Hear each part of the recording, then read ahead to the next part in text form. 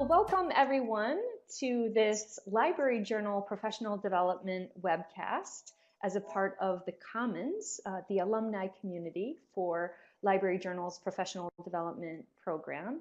Today we are here to talk about a new course called New Ideas in Collection Development and Merchandising. And I am here today with Kira Parrott from Library Journal. My name is Carmen Hello. Scheidel. Hello. Hello, Kira. And we are going to tell you a little bit about this new course. And we wanted to really open up the discussion so that if you have questions that we can help answer today about your current collection and managing it or reader's advisory, we will try to answer what we can here, and we will also tell you a little bit about the deeper explanation or deeper exploration with the upcoming course.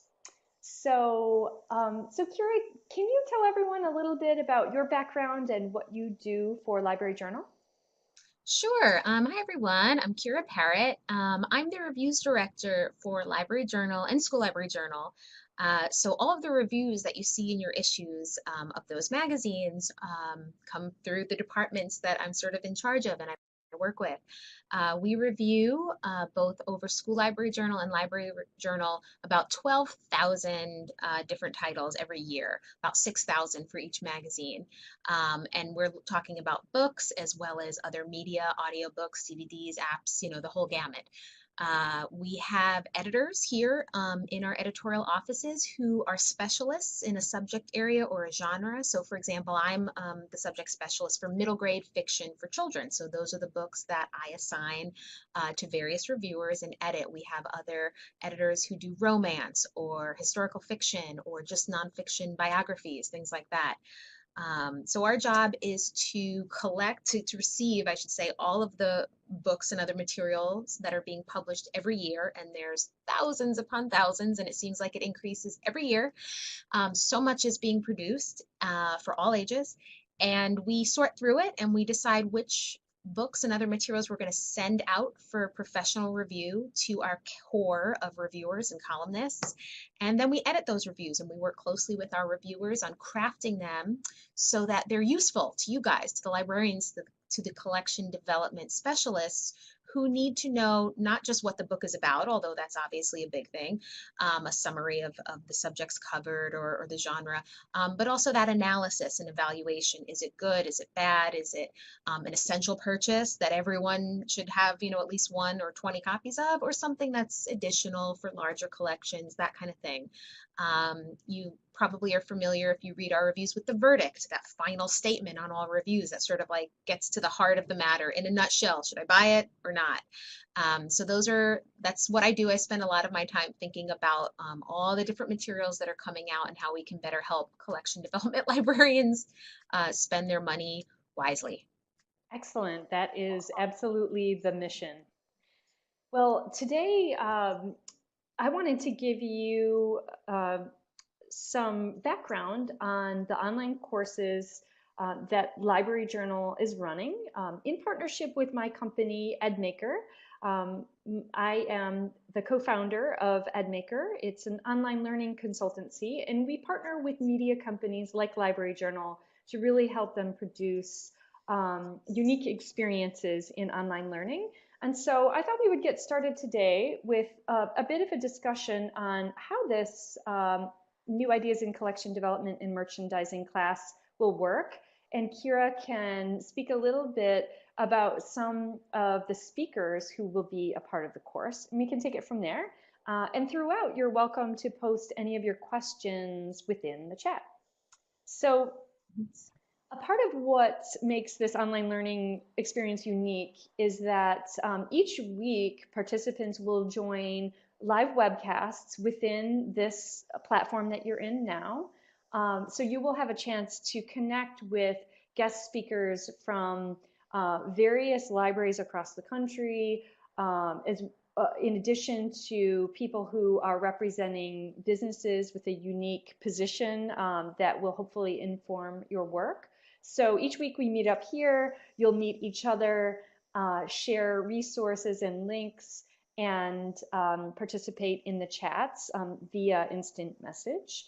And we always have presentations as well, and so you can download those presentations. So each week we have those synchronous experiences. If you can't attend live, you can always catch a recording later on. And each week we usually have multiple speakers. So there are, in some cases, not just one, there is not just one presentation, but sometimes there are multiple presentations, and always a Q&A session so that you can get your questions answered. But in between the live sessions is really when the fun begins. And that is when participants really work on assignments that are focused on, in this case, really changing the way that you do collection development and readers advisory. So what we will do, we create a framework for the assignments, but we have a strong belief that there should never be a bogus homework assignment. It should always be an assignment that is useful to you, and will really change the way, well, it will really affect your work. That's what I'm trying to say. So we don't want people wasting time on a fake homework assignment. Instead, we want to help give you the opportunity to do the work that you need to do and get feedback from peers, as well as a librarian who is very experienced in collection development and readers advisory. So we take participants who are in the course.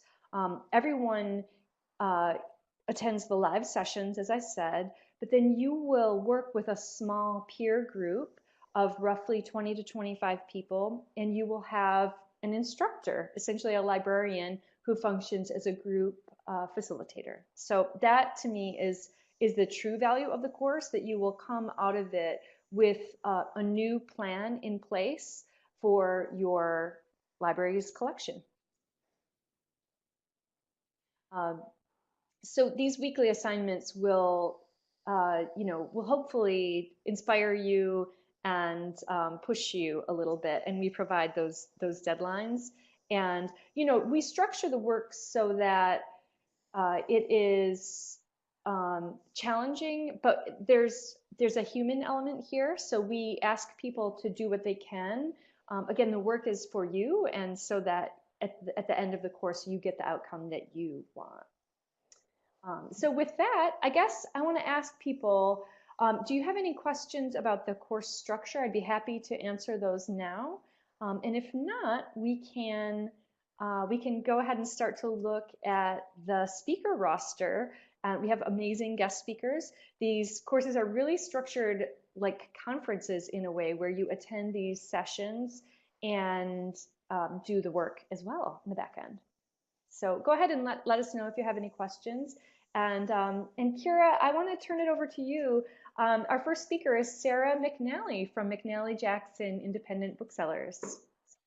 Yeah, so just wanted to say overall, for this course, I think what's so compelling to me, and I don't think I'm alone here, when I was in library school, I took a course on, materials and collection development, and we spend a little time, going over reader's advisory in various courses and techniques and what that reader's advisory interview looks like and things like that. But when it comes to actually like that next step, that gulf between we've selected the books, we've ordered the books, they're processed, they're on the shelf. If somebody comes in and asks me for a recommendation, I know how to engage with them and find a good book for them. But that's sort of where it ended for my library school education. There wasn't a whole lot of emphasis on merchandising, marketing, beyond getting them on the shelves and maybe tossing them to a thematic display or a staff picks table. There wasn't like a methodology around marketing or merchandising. So I think that's just overall in terms of this course, what's really compelling to me is expanding our concept of collection development and readers advisory to sort of bridge that gap, so that you're more intentional about merchandising. It's not something you do just when you remember or when you have time, but it's built into the process. And I think the weekly assignments will help participants kind of figure that out in ways that make sense for them, for their staff, for their budget, for the time that that you have to devote to this. And everyone's going to be a little different depending on your library. I see a question from someone in the comments, from Bonnie Barber asking if topics are divided by week. So yeah, we'll go into that now, I guess, unless Carmen, you wanted to address that. Sure. So Bonnie, so definitely each week there is a slightly different focus that is tied into the speaker presentations and the homework assignment. So so absolutely. So the way it would work is that so you're saying that some topics apply more to you and other topics apply more to a colleague. One way to handle that would be if you are registered for the course, you could always confer with your colleague about that second topic and collaborate on the assignment in that way. The registrations are definitely limited to one user, but as I said, I've seen that happen in the past where the lead person who is taking the course can always gather information from colleagues to put together that work. And again, going towards that goal at the end of having a finished strategic plan, if you want to call it that, for your new approach to collections. Yeah, and I think, Bonnie, you might be surprised by some of the topics might at first not, sound like something you're interested in, or, like data-driven results or, digital formats. Like, I don't care about that. But you might. And I think that's sort of what's illuminating about some of these courses, that the weeks kind of build on one another in certain ways, not always directly, but I think having even just a little bit of knowledge about, say, data-driven collections, or how you kind of use data to help drive circulation, might be interesting. You might not walk away using every bit of what was talked about, but you might take a little piece of it and say, oh, that one thing, I think I could do that in my ILS, and that might help inform, the displays we put out, or some aspect of it. So you might be surprised by things that you think are not that interesting to you might actually wind up being. So to get back on week one, to dig into that, I'm really excited about Sarah McNally. For those of you who are not from the New York City area, Sarah is the owner of McNally Jackson, which is an independent bookstore, and it's just a delightful, really delightful place to visit. It's one of these bookstores that it seems like it's been around forever. It has this cozy, warm, book lovers, atmosphere. But you walk in and it's like walking into the best library, the best bookstore, and there's displays that are just incredibly beautiful and detailed and really thoughtful. The physical arrangement of the space and how you move through this bookstore is very interesting and intentional. And Sarah opened the store, I believe, in 2004, so 2004, and this was, like an odd time to be opening an independent bookstore. It was sort of during that whole decade when a lot of people were predicting the demise of bookstores, independent bookstores, because you had the big box stores like Barnes and Noble, etc., opening up and sort of just wreaking havoc in the indie world. And it did, and a lot of independent bookstores did close. But McNally Jackson was not one of them. It sort of thrived and became really successful despite this really bad climate for independent bookstores. So I think what Sarah will sort of be able to touch upon is, why they survived, how they survived and thrived, and what can librarians sort of learn from that model. I think stepping slightly outside of the library world is a really nice way to start the course. Often we go to conferences or we attend webinars and things like that where we're hearing from peers, and that's very useful, and a lot of the course will be peer led. But it's also nice to kind of step out a little bit from our usual circles. And this is not so far outside the circle. We're talking about a bookstore, but there are enough similarities to be relevant to us, but also a different perspective that Sarah brings, looking at space and looking at displays, and how she interacts with her users, and how her staff is trained, and all these sort of like fine details that go into her bookstore and that have made it so successful. I think will be interesting lessons for a lot of us.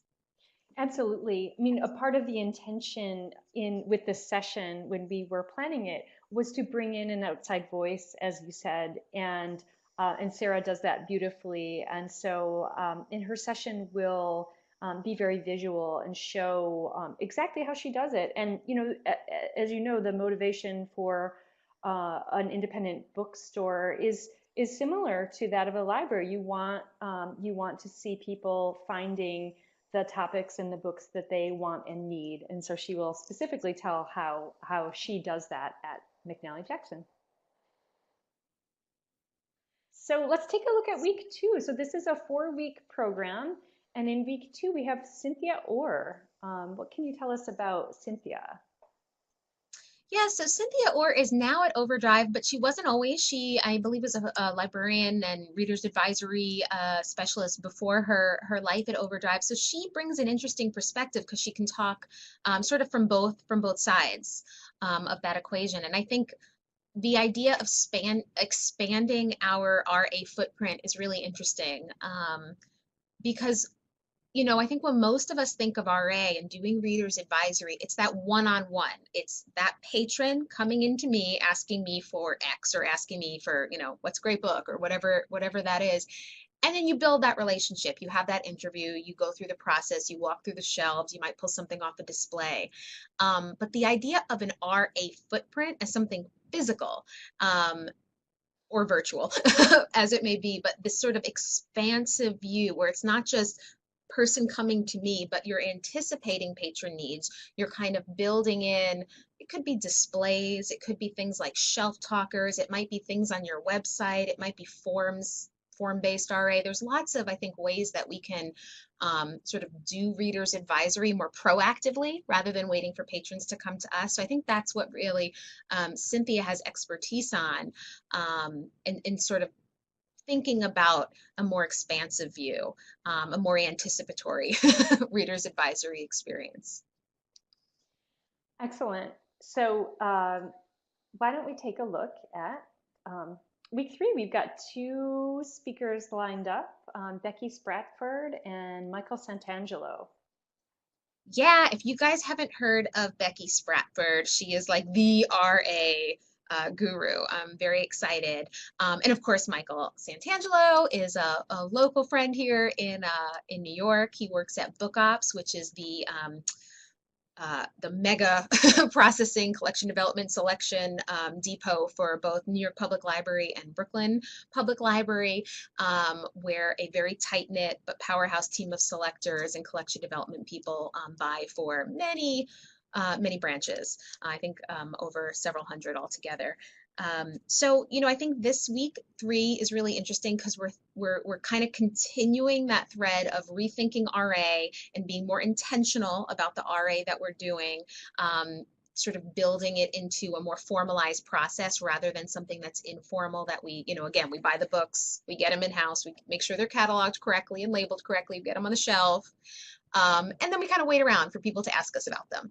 So we're going from that model that's a little bit more passive to something that's very intentional, very active, almost like a general, like drawing up plans for like, okay, this is our RA battle and we're going to march in, prepared. So I think Becky and Michael are going to look at things like data. So we're going to be looking at kind of capitalizing on our, maybe it's your ILS, some of you might have Collection HQ. Many ILSs have different reporting functions where you can really analyze how your collection is performing, not just the big overall numbers, but sort of drill down into specific Dewey ranges or genres or subject areas and figure out, what's really performing well, what's underperforming, and why. Is it because it's just not needed in our community and people aren't really wanting that material, or are we not doing enough to get it out there and market it and sort of shine a spotlight on this particular collection or subject?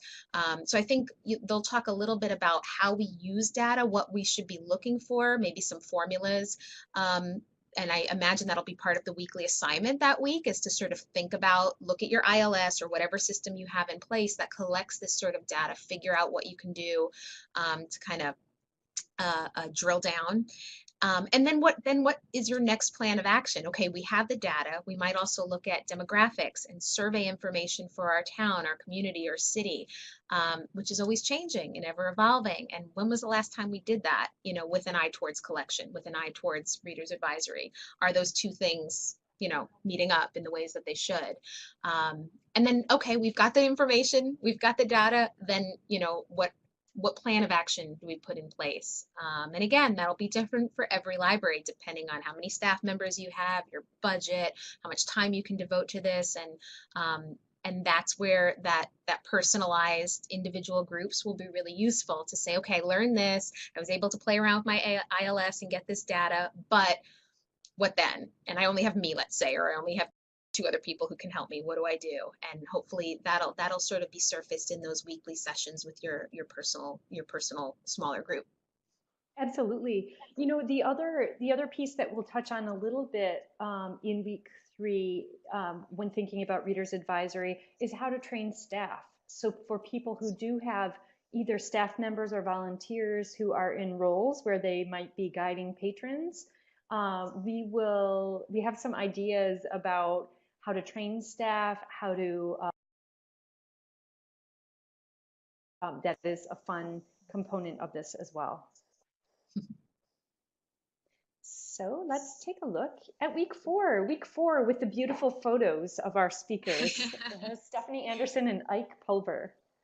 Yeah, so full disclosure, I actually used to work with Stephanie Anderson. She is the assistant director and head of Readers Advisory up in Darien Library, which is in Connecticut. And that's a really interesting case study, I think, of an innovative collection, a library that sort of took a leap and reorganized their collections to be more patron friendly. And part of that was stepping slightly, although not completely, away from Dewey. So Stephanie will dig into how they went to sort of I call it a Dewey Light model. I don't know if that's what Stephanie's going to call it, but a way to build smaller groupings and labeling and collection codes and locations in ways that maybe make sense more to patrons, with patrons in mind rather than librarians. Because sometimes, the systems that we use, the cataloging, the Dewey numbers that we employ can be, not the most patron-friendly, customer-friendly approach. And then we have Ike Pulver up at Saratoga Springs, who I think is going to look at revamp. So maybe you don't want to do like an entire collection overhaul and rethink your entire collection. That might be too much of a project. But how you can revamp them in maybe smaller and more budget-friendly, ways to really refresh and revitalize collections. Always with that goal, though, of making them really attractive. To your patrons and really easy to navigate, and maybe kind of breaking a little bit away from tradition, from library tradition and library kind of ways of grouping material. So could be a little controversial, but I think that you take these models of these libraries, these collections that have done really innovative, really dramatic, overhauls or revamps, and you might walk away saying, I'm doing that. And you might walk away saying, all right, I got a few ideas. I don't think I'm going to completely revamp my entire adult fiction collection and genreify it, but I might pull out certain things from it to merchandise in different ways. So I think that's the value of hearing from these really interesting case studies, is how they did it for their communities, what made sense for their patrons, and then what you might be able to take away for your own. And as much as possible with these presentations, we will show you these things visually. So I spoke with Ike Pulver this morning on the phone, and he has photographs of some of his budget-friendly, approaches to displays, and at a couple of libraries. So you'll see those examples as well. So that part makes it really fun. And, I want to back up and go to a question from, I believe, the week three topic. So Lessa Holstein was asking, what if you have an ILS system that is impossible to get data from? We have a great deal of trouble with our ILS, and only one person in our entire system can get that info. How do you handle the assignment if it turns out you can't get the info?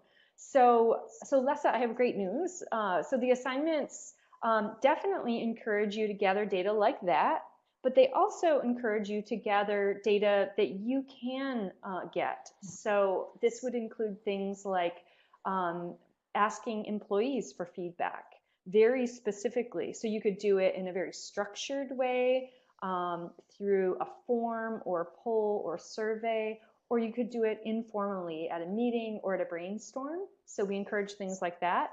And we also encourage people to do the same types of sort of patron testing, user testing with individuals. So you could, um, these are not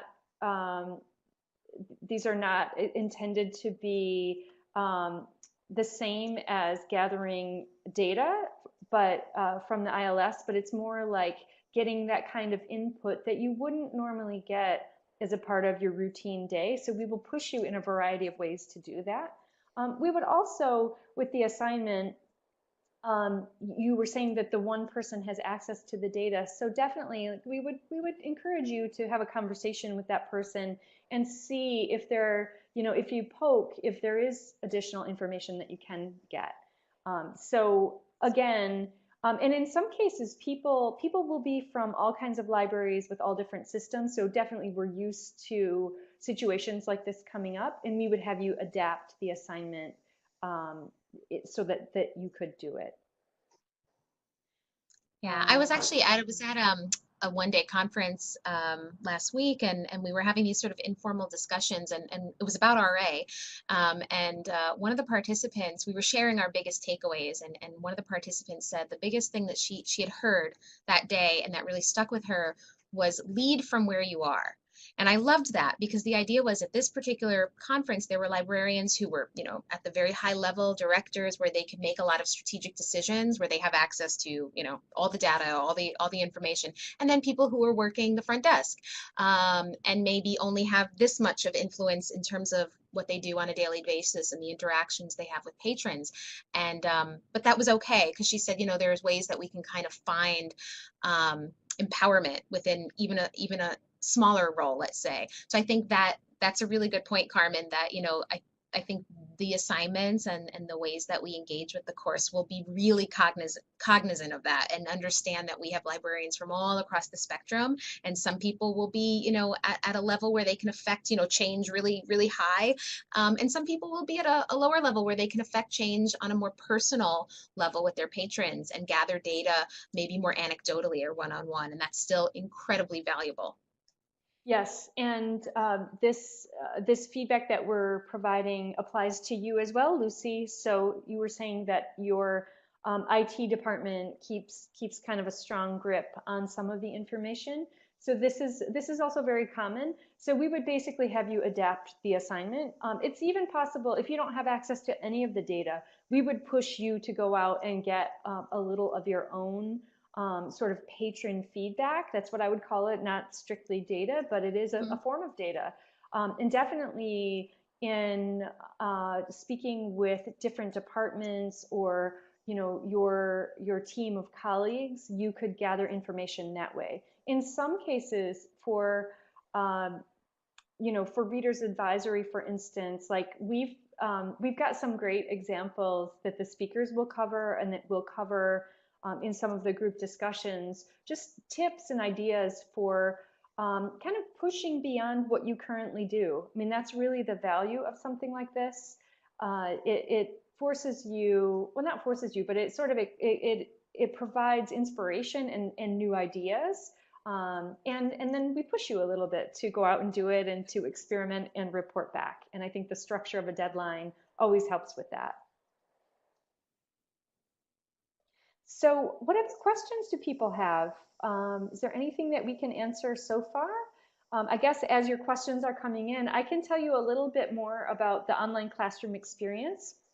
I didn't cover this stuff in detail, but so in between the live sessions, there will be the homework assignments, which we've mentioned a lot, but there are also ongoing discussions. So you can initiate discussions among the entire group of attendees within the course. So it should be a large group of librarians. So you can initiate discussions, you can participate in them.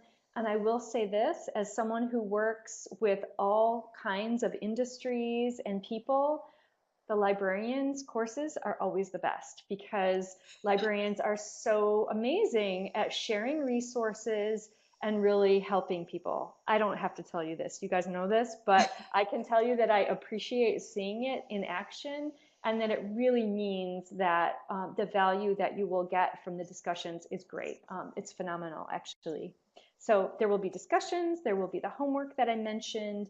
So weekly assignments, weekly deadlines, always adaptable on your end to your specific situation. Sometimes people, get bogged down one week with work or deadlines or vacations. We say, adapt the assignment. It is okay to work with your group facilitator to turn in your assignment late one week, or to do what I call a 5-minute version of the assignment, whatever works to get you moving forward and making progress. We definitely have a very human centered approach to all of this. So we really want to see you make progress, and we have seen it with the work that has happened in our courses. So yes, there is the small group mentoring, there's the resource sharing, and then one of the things that has been really fun is to see people form relationships. So you might know other librarians in the course, and if you go in not knowing anyone, I can guarantee you that by the end you will get to know them. As you can see today, this is sort of happening already. So that's a bit of that snapshot. Um, Go ahead and continue to put your questions in. I wanted to mention that as a thank you for joining us today, we wanted to give you a special discount on the course. So you can register via the link that my colleague Paige DuPont just posted, and use the discount code posted here to get $25 off registration. You have to use it by May 31st, which is next Tuesday. And is that right? Uh, and and then, I also wanted to put this offer out. Kira is such an expert in this field that if you have general questions for her about your reader's advisory, your collection in general, go ahead and let us know, because I'm sure she would not mind answering those questions, and we really wanted to give you a little something as a thank you for joining us today. Yeah, definitely. Send me your RA queries. And Charlene is asking if she has already registered. Is there a way to retroactively use the discount code? So Charlene, go ahead and email us.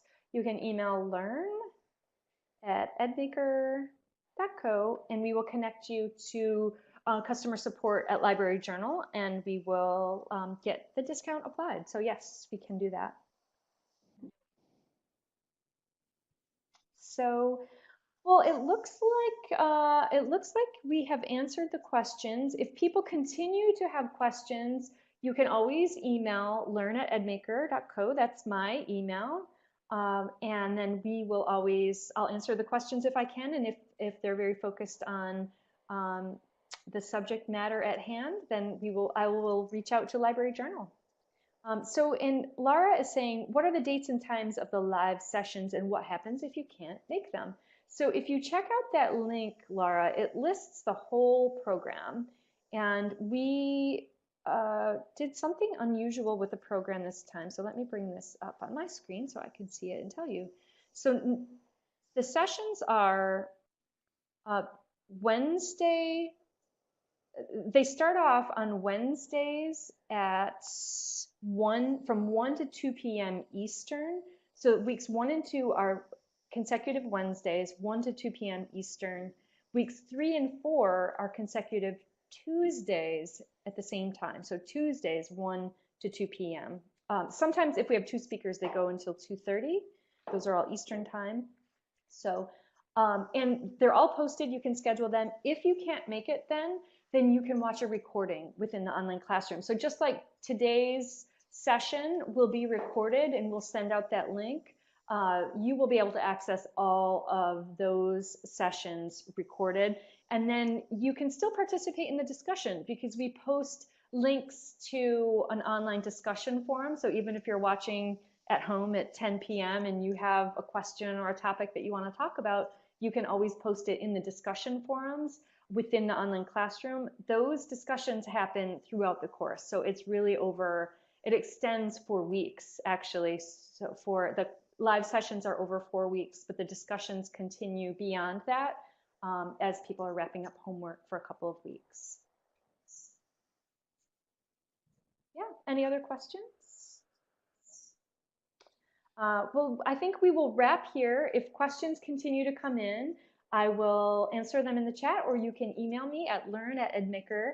And we hope to see you in the course. We have been really amazed at the work that people have been doing in the Library Journal courses, and we would love to include you in it. So, Kira, thank you so much for sharing your background and knowledge, and it's been great speaking with you today. Yeah, thanks for having me. I'm really looking forward to the course and to meeting all of our students and hearing all of our speakers. I think it's going to be a really rich one. I'm excited Excellent. about it. Thank you so much. Thank you so much.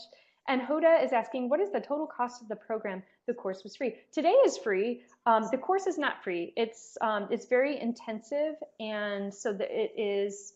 Let me grab the price, and you will get the discount. So the price is $199, and you get there is an Eventbrite registration fee, so it goes just over $200, and you get $25 off today. So here, I'll give you this link again, and you can see full details. All right. Great. Well, thanks, everybody. We're going to wrap here. Thank you for your time and for joining us, and we will see you next time. Okay? Take care, everyone. Bye. Bye. Bye, Kira.